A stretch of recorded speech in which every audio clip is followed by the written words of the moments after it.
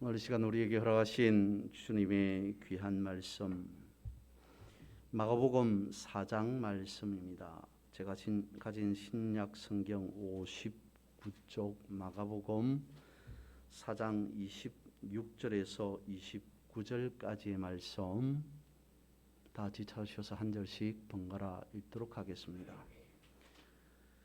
마가복음 4장 26절에서 29절까지의 말씀입니다. 제가 먼저 한 절 읽겠습니다. 또 이르시되 하나님의 나라는 사람이 씨를 땅에 뿌림과 같으니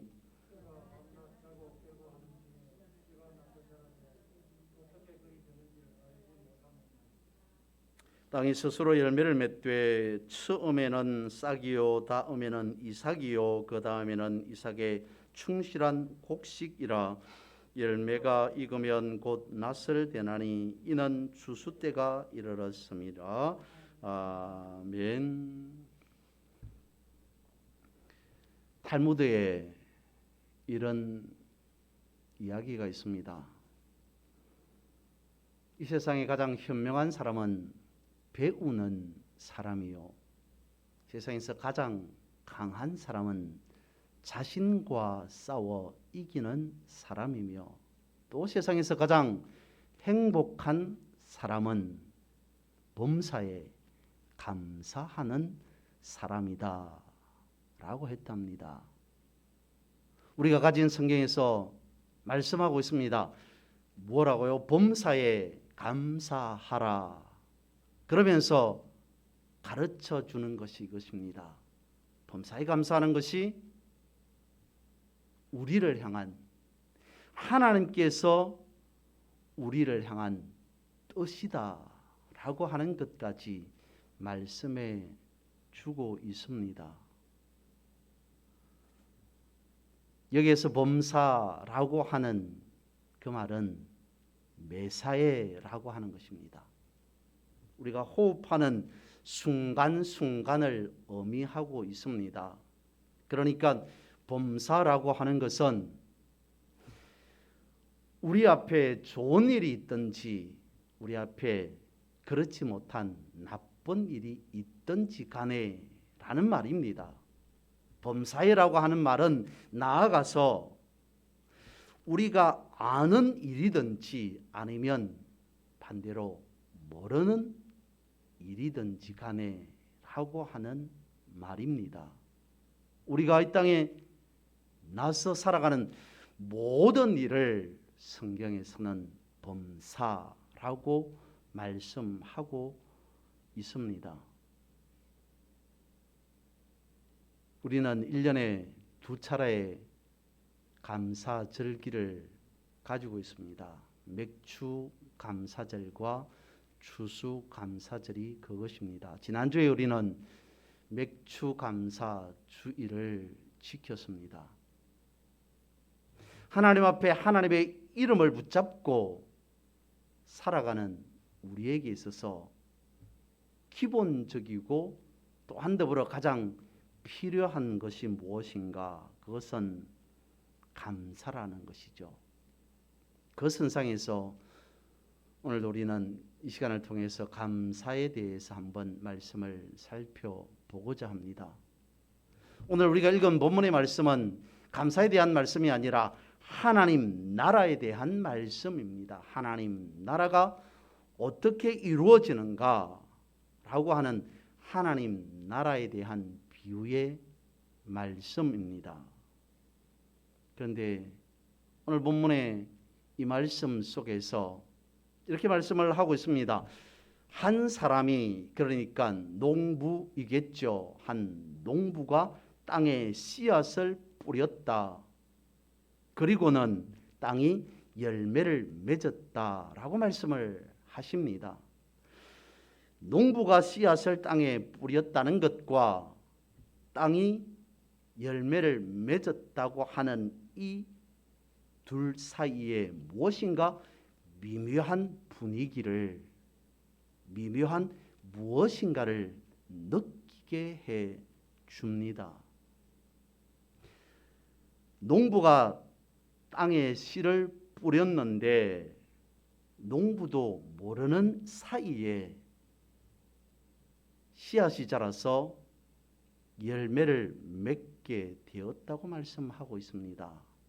농부가 모르는 사이, 그것을 오늘 본문의 행간은 이렇게 말씀을 하고 있는 것이죠. 하나님의 은혜, 하나님의 섭리, 하나님의 역사심이 거기에 있다라는 것입니다. 농부가 모르는 사이에도 하나님의 은혜는 계속되고 있었다, 지속되고 있었다라는 것을 말씀해 줍니다. 오늘 이 본문의 말씀을 가지고 우리는 두 가지의 하나님의 은혜에 대해서 살펴보고자 합니다. 먼저 첫 번째로 보이는 은혜, 보이는 하나님의 은혜가 있습니다. 농부에게는 뿌릴 씨앗을 가지고 있었습니다. 그리고 씨앗을 뿌려서 농사 지을 농지, 농토를 가지고 있습니다. 또한 농부는 농사할 만큼의 건강을 가지고 있습니다. 이것이 보이는 하나님의 은혜라는 겁니다. 여러분, 우리는 이 땅에 나서 한 사람으로 존재하고 있습니다. 이것이 하나님의 은혜입니다. 뿐만 아니라 우리는 그냥 세상 사람으로 살아가는 것이 아니라 하나님을 믿는 하나님의 자녀로, 하나님의 백성으로 살아가고 있습니다. 이것이 가장 놀라운 하나님의 은혜다라고 말할 수 있습니다. 보이는 하나님의 은혜라는 거죠. 더불어서 우리는 건강하게 살아갑니다. 별 탈 없이 무탈하게 하루하루를 살아갑니다. 직장을 가지고 있습니다. 일터를 가지고 있습니다. 그리고 부모로서 살아갑니다. 자녀로서 살아갑니다. 이것이 보이는 하나님의 은혜라는 것입니다. 라고 말씀을 드리면 우리는 이렇게 생각하게 됩니다. 그것이 어떻게 놀라운 크신 하나님의 은혜입니까?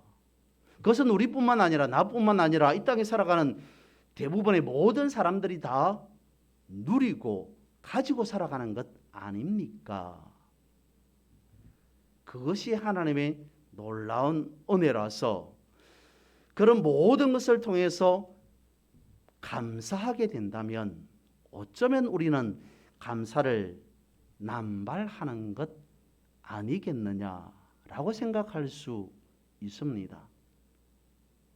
일상적인 모든 것에 감사하며 살아가게 된다면 오히려 그런 것으로 인해서 감사의 가치를 떨어지게 낮게 하는 것 아니냐라고 반문할 수도 있을 겁니다. 그렇습니다. 그럴 수도 있습니다. 그런데요, 이런 사소하다고 여기는, 작다고 여기는 일상 속에서 보이는 은혜, 보이는 것에 감사하지 못하다면 반대로 보이지 않는 것에도, 보이지 않는 하나님의 은혜에도 감사할 수가 없다는 겁니다. 그래서 성경은 가르쳐 줍니다.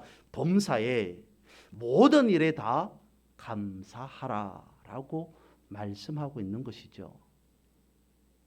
은혜라고 하는 찬양을 알고 있습니까? 은혜라고 하는 찬양의 가사가 어떤지 기억하고 있습니까?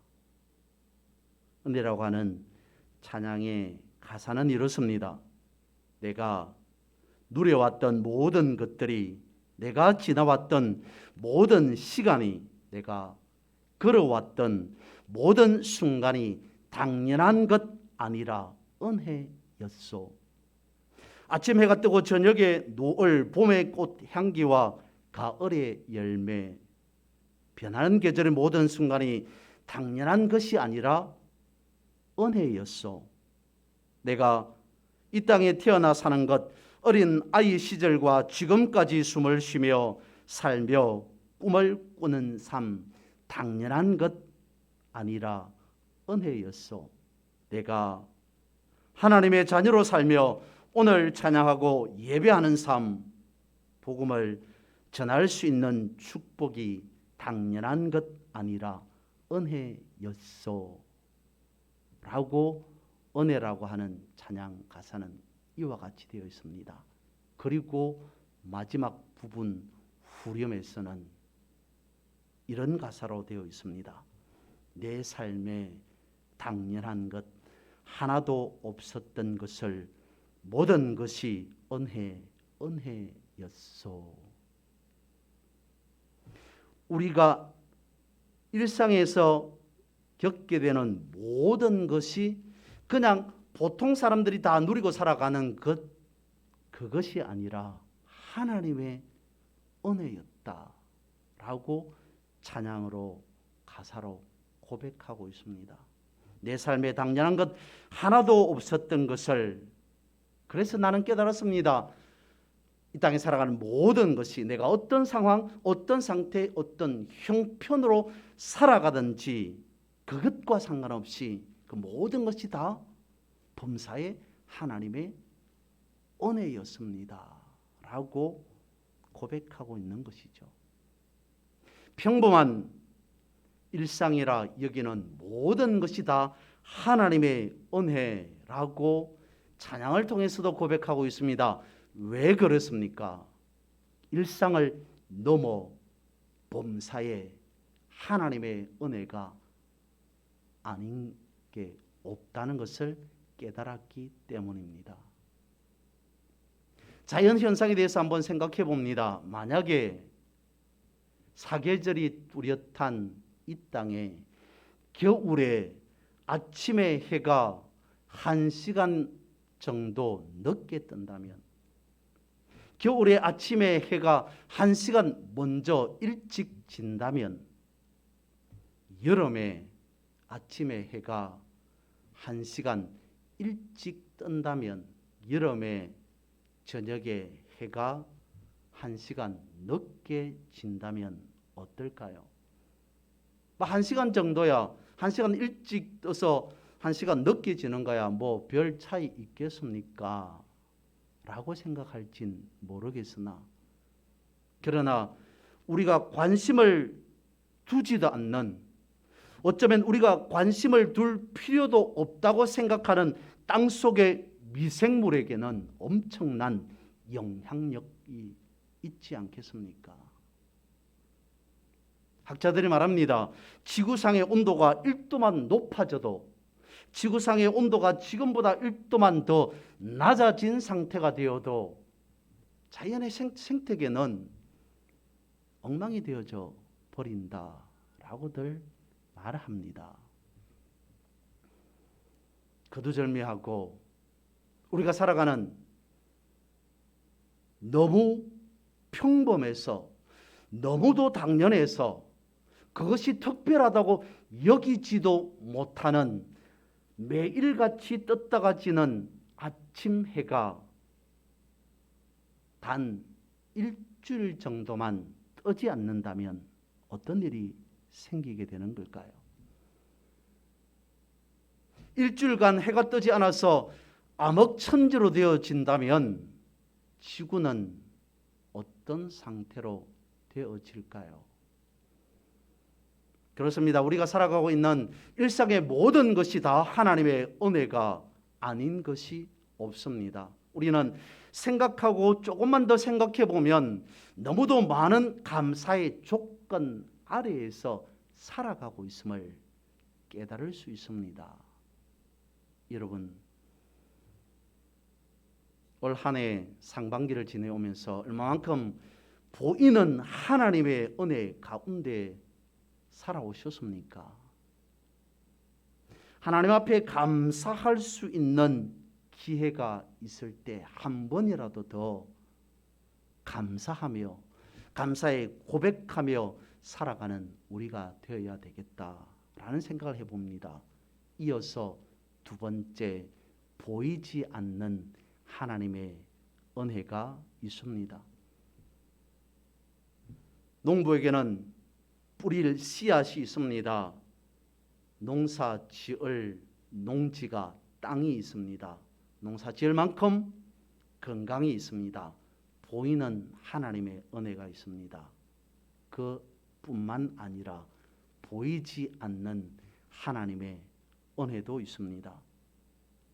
농부가 땅에 씨를 뿌렸습니다. 그런데 어떻게 땅에 뿌려진 씨앗이 싹을 틔우는지, 그 싹에서 난 씨앗이 이삭이 어떻게 패는지, 또한 자란 식물이 어떻게 열매를 맺는지 농부는 모른다고 말하고 있습니다. 보이지 않는 하나님의 은혜라는 것이죠. 보이지 않는 하나님의 은혜라고 하는 것은 우리가 알 수 없는 하나님의 은혜라는 것입니다. 본문의 말씀 27절 말씀하고 있습니다. 그가 밤낮 자고 깨고 하는 중에 씨가 나서 자라되 어떻게 그리 되는지를 알지 못하느니라. 그저 농부는, 한 사람은 땅에 씨앗을 뿌렸을 뿐입니다. 그가 씨앗에서 싹이 나도록 만들지 않았습니다. 못했습니다. 어떻게 싹이 나는지 모릅니다. 어떻게 자라는지, 어떻게 열매 맺는지 그는 모른다고 말씀을 하고 있습니다. 그러면서 28절에 이르기를 이렇게 말씀하고 있습니다. 땅이 스스로 열매를 맺되. 농부가 알지 못하니까 본문의 말씀에서는 땅이 스스로 열매를 맺었다라고 말씀하고 있습니다. 농부가 땅에 씨앗을 뿌렸습니다. 땅이 스스로 열매를 맺었다라고 말씀하고 있는 이 사이에 하나님의 은혜, 하나님의 역사, 하나님의 섭리하심이 작용하였다라는 것입니다. 그러니까 우리가 모르는 사이 그 시간에도 하나님의 은혜는 진행되고 있었다는 것이죠. 사람이 알지 못하지만 하나님의 은혜는 계속되고 계속되었다는 것을 말씀하고 있습니다. 땅에 씨앗이 뿌려지는 순간에서부터 시작하여서 싹이 되고 다시 이삭이 되고 열매가 맺히는 그 순간까지 모든 과정 가운데에 하나님의 보이지 아니하는 은혜가, 섭리하심이 그 가운데에 있었다는 것을 가르쳐주고 있습니다. 이 보이지 않는 하나님의 은혜의 좋은 예 중에 하나가 바로 룻기서입니다. 나오미 가정은 어느 날 요즘으로 말하면 다른 나라로 이민을 갑니다. 모압이라고 하는 땅으로 이주를 하죠. 거기에서 아마도 장사 내지는 사업을 했던 것 같습니다. 그런데 그 사업이 성공하지 못했습니다. 실패했습니다. 완전히 망해버렸습니다. 거기에서 그친 것이 아니라 나오미의 남편도 죽게 됩니다. 두 아들 역시 거기에서 죽고 맙니다. 나오미는 한순간 사업도 망하고 남편도 두 아들도 잃게 되는 어처구니 없는 하늘이 무너지는 듯한 일을 경험할 수밖에 없습니다. 그것도 타국에서. 며느리 두 사람이 있습니다. 그 중에 룻이라고 하는 한 며느리가 시모를, 시어머니 나오미를 극진히 사랑했던 것 같습니다. 부모로서 공경했습니다. 나오미가 이제 이국 땅에서 남의 나라에서 더 이상 살 수 없으니 친정으로, 고향으로, 본국으로 베들레헴으로 돌아가고자 합니다. 룻이 한사코 만류하는 나오미를 따라 붙입니다. 시어머니가 가는 곳에 나도 가겠습니다. 시어머니가 어디를 가든지 나도 함께 하겠습니다. 나오미의 입장에서는, 시어머니의 입장에서는 부끄러운 일입니다. 자존심 상하는 일입니다. 왜요? 사업 실패에 룻의 남편도 죽어서 이제 더 이상 자신을, 나오미를 바라볼 이유도 없는데, 가진 것 아무것도 없는데 자신을 따라 가겠다고 하니까 얼마나 한편으로는 부끄럽고 또한 자존심이 상했을까요? 자존심의 문제는 아니었겠죠. 나오미와 룻 두 사람이 베들레헴으로 우여곡절 끝에 다시 돌아옵니다. 현실은 현실이었습니다. 당장 먹을 것이 없습니다. 일할 처지가 못 됩니다. 가진 것이 아무것도 없었기 때문입니다. 어쩔 수 없이 남의 밭에 나가서 입에 풀칠은 해야 되니까, 먹고는 살아가야 되니까 이삭을 줄 수밖에 없습니다. 마침 우연히도 다행히도 돌아온 그때가 마침 추수하기 시작하는 때였습니다. 마침 그때에 다른 집도 아닌 친척 보아스의 밭에 가서 이삭을 줍게 됩니다. 보아스가 마침 얼마나 친절했던지 이삭 줍는 것을 허락합니다. 이스라엘의 관례는 그랬답니다. 추수를 하면 관례로 이삭은 줍지 않는 걸로, 가난한 자들을 위해서 남겨두는 것으로. 그런데 그것도 주인의 마음이었을 겁니다. 자신의 하인들을 시켜서 이삭을 다 주어라 라고 한다면 다른 사람이 주울 이삭은 없습니다. 줍지 말라고 한다면 주울 수도 없었을 겁니다. 그런데 보아스가 룻이 이삭 줍는 것을 허락합니다. 하루에 보리 이삭을 주어서 거둬들인 것이 한 에바, 약 한 포대 정도 적지 않은 분량의 보리싹을 주었습니다. 열심히 쉬지 않고 주었기 때문이었겠죠. 그런데 여기에 룻이 알지 못하는 숨겨진 비밀 하나가 있습니다. 룻기서 2장 16절 말씀에 보면 이렇게 기록하고 있습니다. 그를 위하여 곡식 다발에서 조금씩 뽑아버려서 그에게 죽게 하라. 마침 다행히도 우연히도 추수 때에 돌아온 것이 아니라 보아스의 친척 보아스의 밭에서 이삭을 준 것이 아니라 많은 양을 한 에바 정도의 적지 않은 분량을 우연히도 주운 것이 아니라 그 속에 숨겨진 하나님의 은혜, 그것을 룻기서 2장은 말씀해 주고 있습니다. 일부러 보아스가 룻을 위하여서 추수를 하면서 이삭을 흩어 놓았다는 것이죠. 사람들을 시켜서 다 거둬들이지 말고, 다 추수하지 말고 일부러 이삭을 떨어뜨려라 라고 했다는 것입니다. 보아스는 이삭을 줍는 룻을 위해서 일부러 곡식단에서 조금씩 뽑아서 이삭을 많이 줍게 했습니다. 룻은 몰랐습니다. 그것이 보이지 않는 하나님의 은혜라는 것입니다. 룻은 몰랐습니다. 모든 것이 어쩌다가 우연히 겹쳐서 일어난 일이겠거니라고 생각할 수밖에 없었을 겁니다. 그러나 거기에 하나님의 은혜가 숨어 있었습니다. 룻과 보아스는 몰랐습니다. 자신을 통해서 예수 그리스도가, 메시아가 나실 거라는 것을 저들은 몰랐습니다.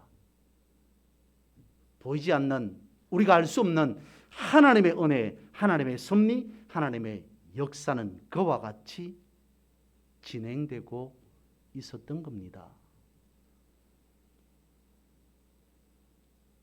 고난 속에서 보이지 않는 하나님의 은혜를 경험한 성경에 많은 인물들이 있음을 성경은 가르쳐 줍니다. 믿음의 조상 아브라함이 겪었던 고난 속에 보여주신 보이지 않는 하나님의 은혜로부터 시작했어요.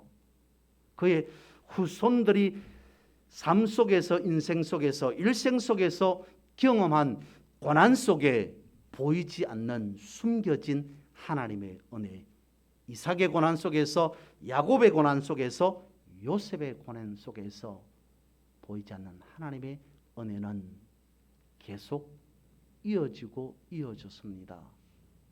고난의 대명사 하면 욥을 떠오르게 됩니다. 그 속에서도, 욥의 고난 속에서도 끊이지 않는 하나님의 은혜, 하나님의 섭리가 있었음을 성경은 우리에게 여전히 가르쳐 주고 있습니다. 그들도 그랬을 겁니다. 고난 당할 때는 그것이 무엇인지 알지 못했을 겁니다. 그 뒤에 예비하신 하나님의 엄청난 은혜가 있을지 저들은 몰랐을 겁니다. 고난이 끝난 뒤에 하나님의 은혜의 때가 왔을 때 비로소 그것이 하나님의 예비하심이라고 하는 사실을 알 수 있었지 않았겠습니까? 부모가 자녀를 낳아서 키웁니다. 자녀가 성장합니다. 그런데 자녀는 어떻게 자신이 자랐는지 사실 잘 알지 못합니다. 자녀는 그렇게 생각합니다. 나는 스스로 자랐겠거니 라고 생각합니다. 그런 상황 속에서 극단의 말 한마디가 있죠. 자신이 스스로 자랐다고 생각하는 자녀가 부모를 향해서 하는 해서는 안 되는 극단적인 말 한마디. 어머니, 아버지가 나를 위해서 해준 것이 무엇이 있습니까? 라고 하는 말입니다. 그렇게 말한 자녀도 성장해서 어른이 됩니다. 그리고 결혼을 합니다.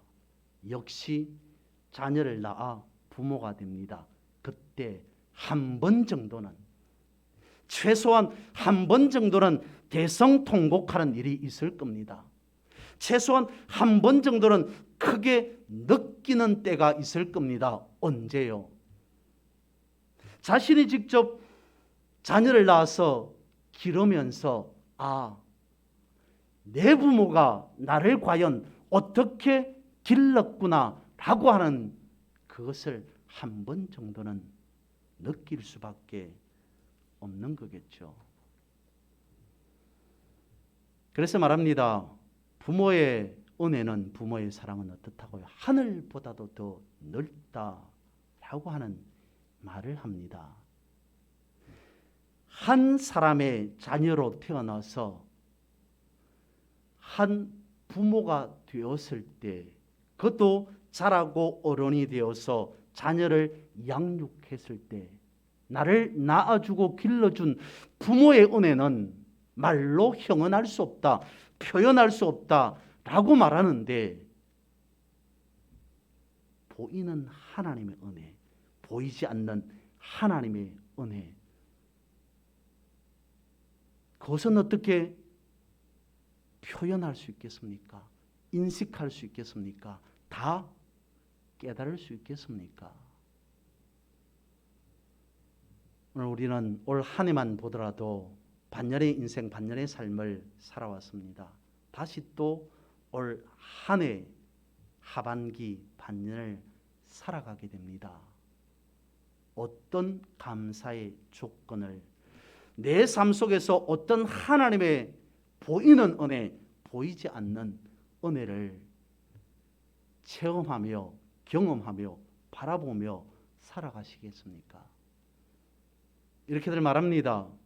감사라고 하는 것은 더하기와 같아서 감사하면 할수록 더 많은 감사의 조건들이 생기고, 원망과 불평은 빼기와 같아서 하면 할수록 가졌던 좋은 모든 것들도 다 사라지게 된다라는 말이 있습니다.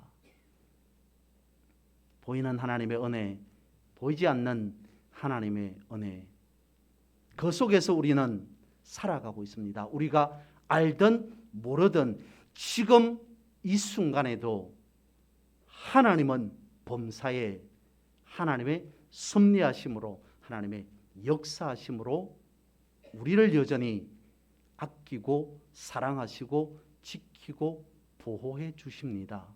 이 모든 사실들을 날마다 고백하며 감사하며 살아가는 그런 우리 모두가 되기를 주님의 이름으로 축복합니다.